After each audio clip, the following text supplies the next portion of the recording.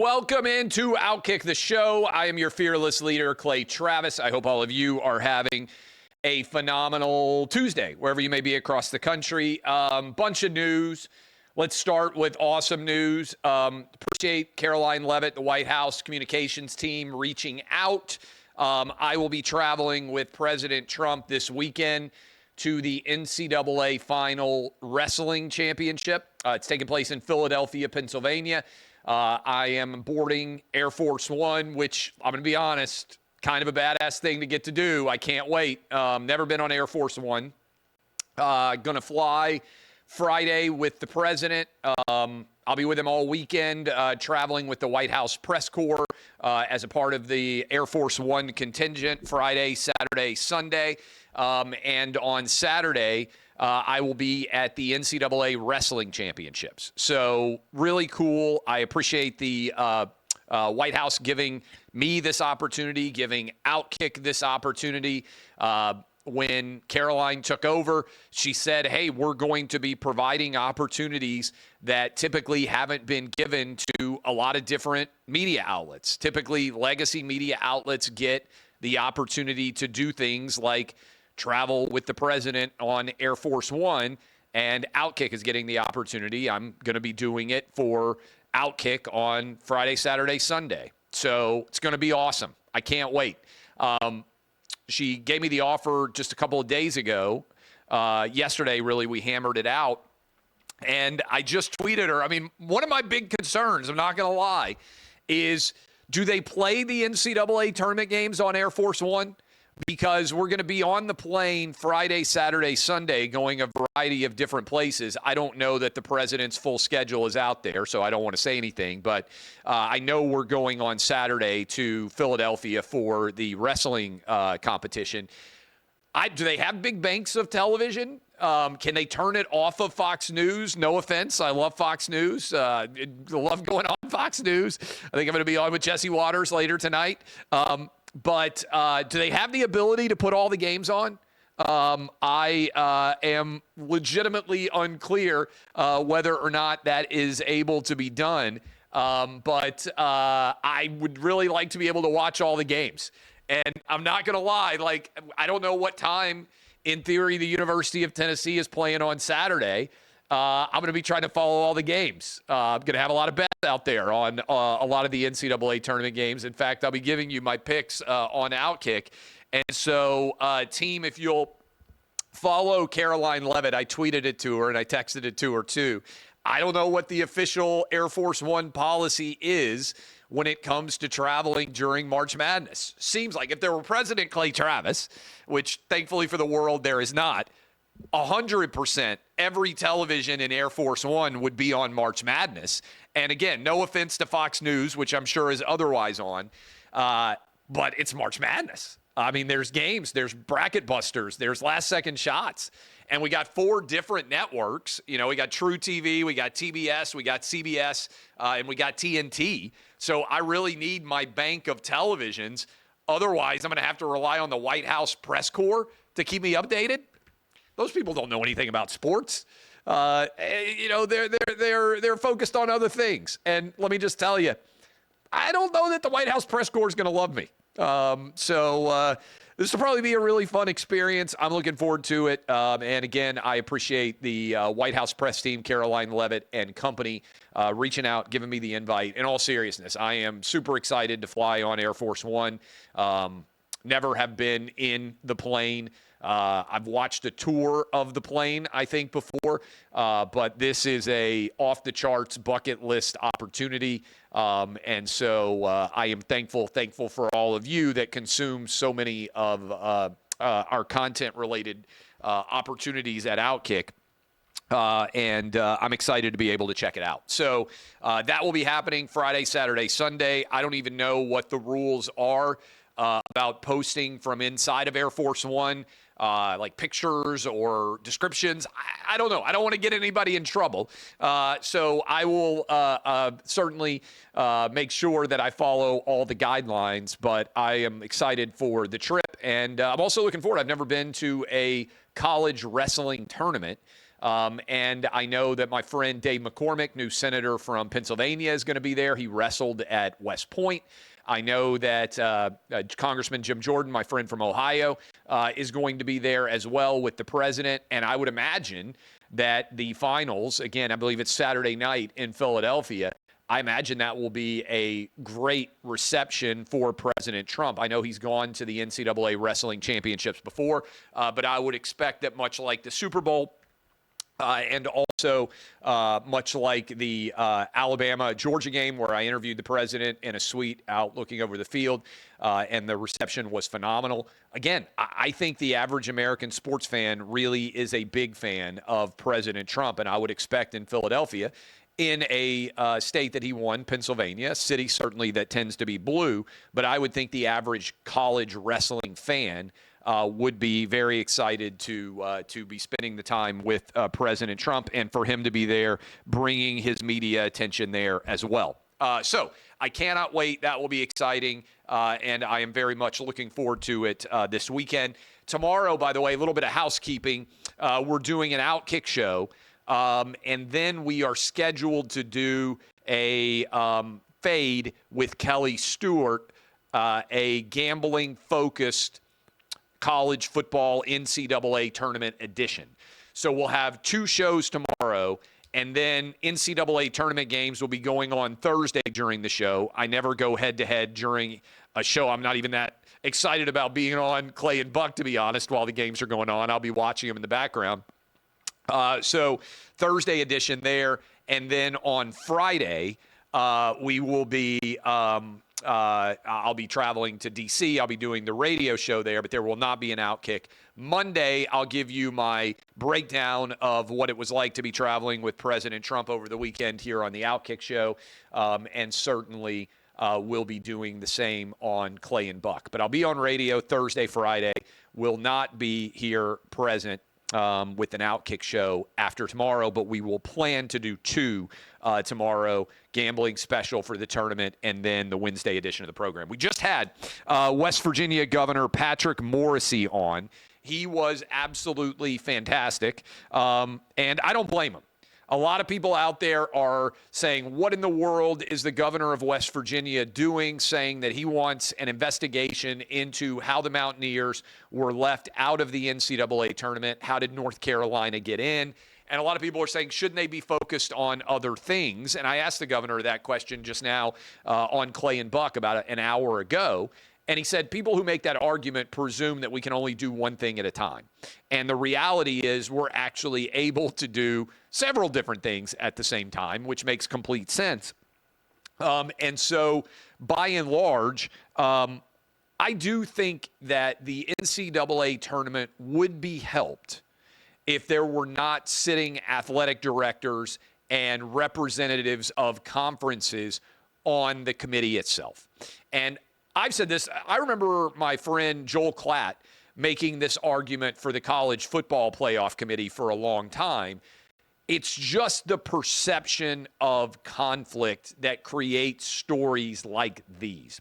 And to be fair to North Carolina's athletic director, they say that he is recused from all discussion involving his team, that he has to withdraw himself from the room when that debate begins. But even the mere presence, I think, can be impactful, and it creates the perception of an issue, right? And oftentimes, in the larger world, it's not just the perception of it's not just a conflict, it's the perception of a conflict that can create an issue. And I know this because I'm a lawyer and we have legal ethics. And so whether or not there is a conflict is a legal issue. That is, sometimes you can be conflicted out of a case. Let me give you an example.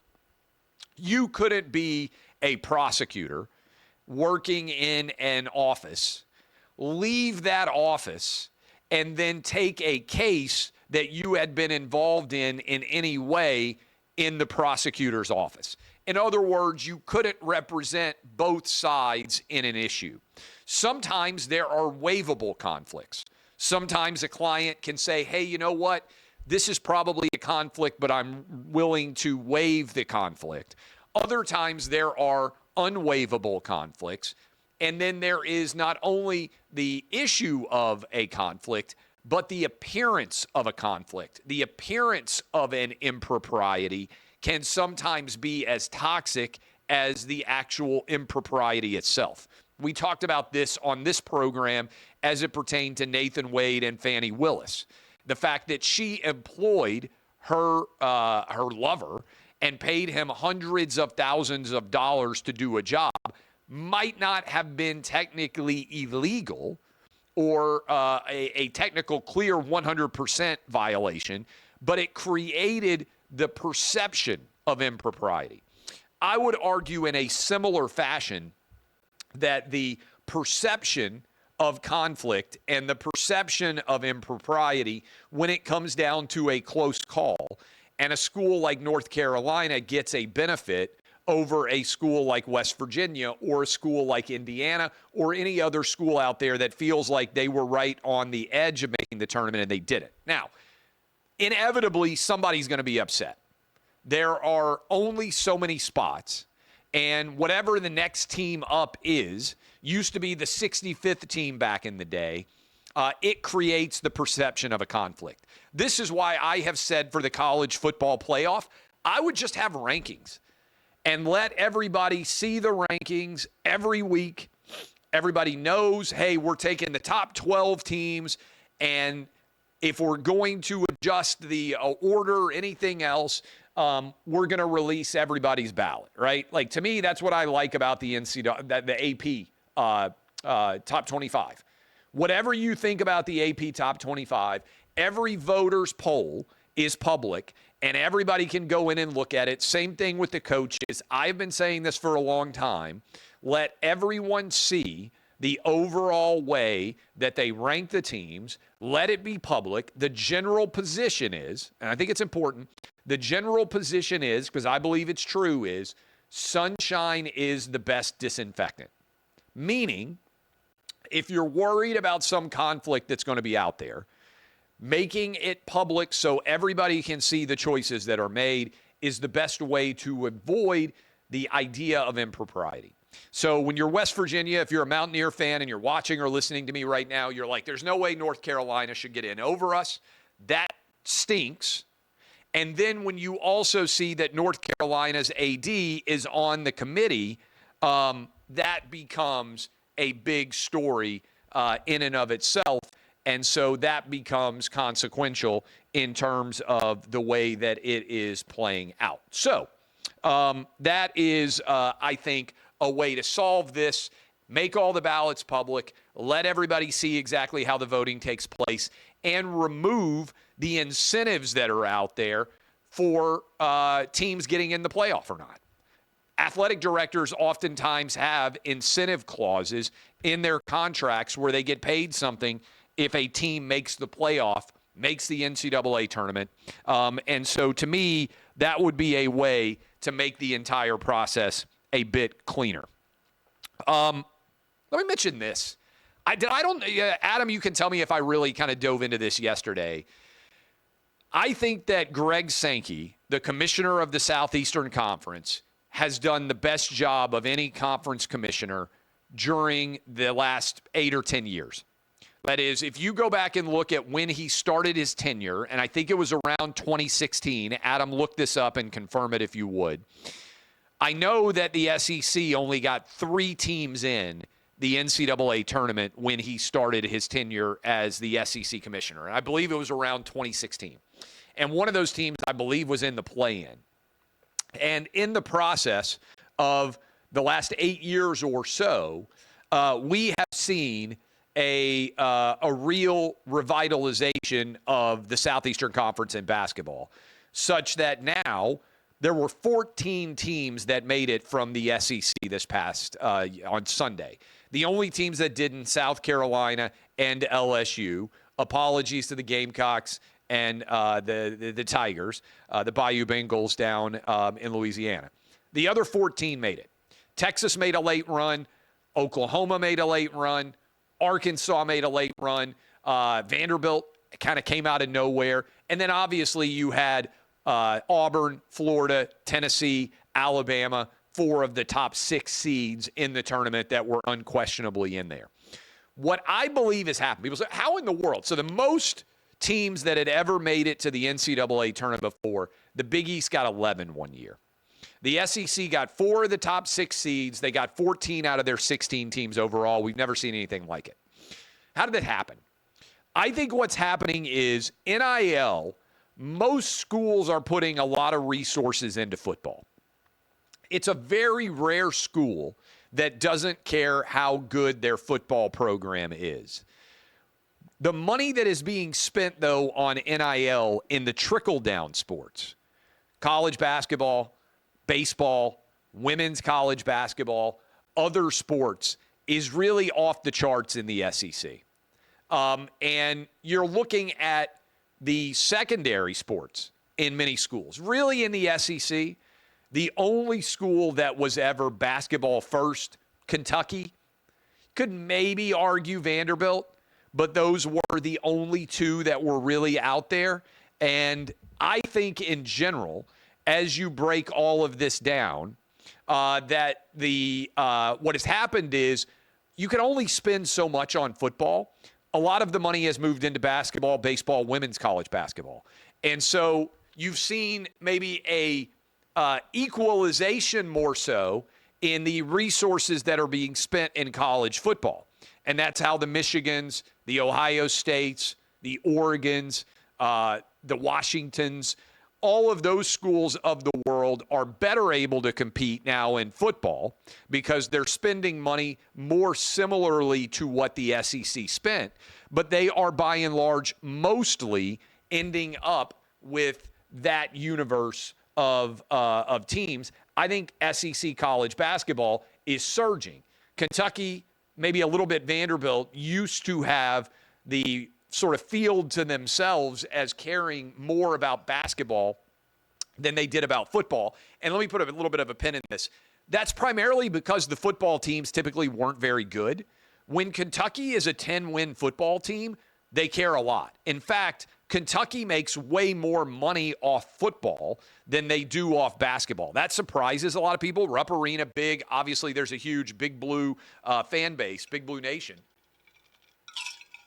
But in general, the money that gets spent is going to every sport. Adam tells me, by the way, it was 2015 when the SEC only got 3 teams in. And since that time, Greg Sankey has remade the SEC. I think he's been the best commissioner in college sports for the last decade. Now, he is a friend of mine, to be fair. So I'm not 100 billion% unbiased. He's been a friend of mine for a long time. But he handled COVID better than any conference commissioner in America. To the credit of the Big 12 and the ACC, they stayed committed with the SEC, thanks to a large degree to Greg Sankey's leadership. You'll remember the Big 10 and the Pac-12 said, oh, it's not going to be safe to play. They followed the Ivy League. The reason why college sports even existed in the fall of 2020, all college sports, was because the SEC, the Big 12, and the ACC towed the line and said, we're going to be able to do this safely. So credit to Greg Sankey. He deserves a victory lap here. I don't know how many people are directly praising him for this, but to me, it feels like an incredibly important win for him in the larger context to set an all-time record. I don't know that anybody's ever going to beat 14 out of 16. What is that, 87.5% of the conference getting in? I don't know that we'll ever see a percentage like that ever happen again. Again, the Big East had 11 back in the day. 2015, Sankey's first year. 2016 was the year that only 3 SEC teams got in. And the first year that Sankey had, there were 5 teams that got in. 2016, just 3 teams that got in. Okay, that is the absolute latest there. All right. A couple of other different things that are going on. Did you guys see Megan Rapinoe? Megan Rapinoe came out. I want to make sure that I get the quotes right. Megan Rapinoe came out and said, hey, I want you guys to know that that basically Trump is being totally indefensible in the way that he is treating trans athletes. And of course, when we say trans athletes, what we really mean is men who are identifying as women. She said, of course, Megan Rapinoe, U.S. women's soccer player, it is depraved of Donald Trump to ban trans athletes from women's sports. I'm sorry. Megan Rapinoe is allowing her broken brain to take over. Now, it's awfully convenient that Megan Rapinoe is now retired, so she doesn't have to compete against men. But in, I believe it was look up the year for me, the under 15-year-old boys of Dallas, Texas, beat the U.S. women's national soccer team. I think it was 2019. This is the team that is the World Cup champions. They were beaten head-to-head 5-2 by an under 15-year-old boys all-star team from Dallas, Texas. This is not the best 15-year-olds in Texas. This is not the best 15-year-olds in the nation. This is a best 15-year-old team from Dallas, Texas. They beat the U.S. women's national soccer team 5-2. These are still boys, right? Those of you out there who have 15-year-olds, sons, grandsons, those of you who remember being 15 years old, by and large, you are still very much of a child. These are minor boys in one city in America competing against the best women's soccer player in the world, and they won 5-2. This would be a disaster for women's athletics all around the world. Megan Rapinoe knows this. She is committed to a side that only 5 or 10%, I believe, of athletes and sports fans in America would sign up for, which is the idea that men who identify as women should be able to compete in women's athletics. This is what Dawn Staley, South Carolina women's coach, advocated for. This is, I think, a really indefensible position that is brought on by her own Trump derangement syndrome. This was 2017, and it was a under 15 team in Dallas. As I said, they won 5-2. I think Megan Rapinoe is a clown on this issue. We have an article up about it at OutKick. I am clicking on it right now to make sure that I get the exact right quotes. Megan Rapinoe said, and I quote, this was in an interview with the soccer publication Mundial, don't tell me it's about the rights of women's sports. That's a totally disingenuous to say that. She said that there's claims, Rapinoe insists it's a more sinister purpose in play. And by the way, the Daily Mail has written about this. Headline, Megan Rapinoe's brain is broken, says Clay Travis. I did say that. I think her brain is broken, and I think it's impossible to defend the position. She continued, I think it's just really cruel. You know, if you strip it all back, it's just kind of cruel and depraved. This isn't an issue, and you aren't going to be able to executive order trans people out of existence. And when people stop crapping on women's sports, I think we're sort of at the moment. Anyway, she says it's depraved. She is totally wrong, and her position is, I believe, indefensible. And I also believe that she is a moron when it comes to this issue. Finally, my boy Piers Morgan. Can we clip this and make sure we tag it to Piers Morgan? I got my cell phone bill the last 2 months, and I was getting crushed on international charges. And I'm like, what in the world is going on here? How do I have like 65 minutes in international charges? I haven't left the country for the last several months. I was in Israel, and I had, obviously, when I was in Israel, I had some international charges on my phone. That made sense. That's the last time I think that I was out of the country, back in December. And I've been getting my cell phone bill. And I was like, did China hack me? Are there people like who have like somehow in some way like faked my phone and got it using it for a variety of different things? Like I couldn't figure it all out.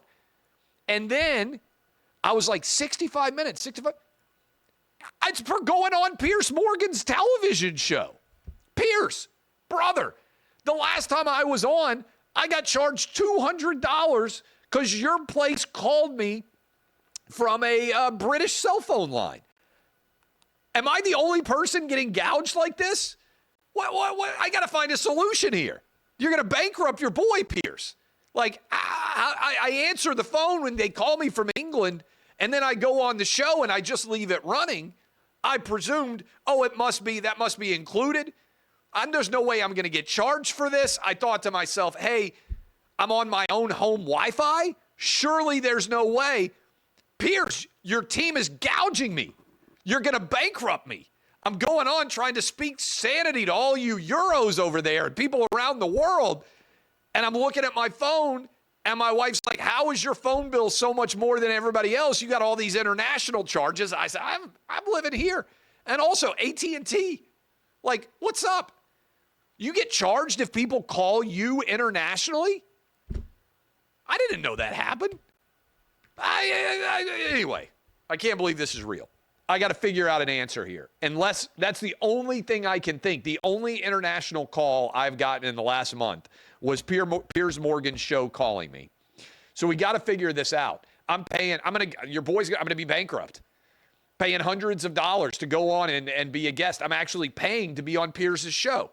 I think that's a payola violation. Anyway, I love all of you. Should have an awesome visit this weekend with President Trump. And I can't wait for that. NCAA tournament coming up. We're going to do a gambling special, which should be a lot of fun with Kelly Stewart tomorrow, right after our regularly scheduled OutKick show. DBAP unless you need to SBAP. I will let you know whether they put the NCAA tournament games on or not. Air Force One, to my knowledge, no one's ever asked or reported on it. That's what I'm here for.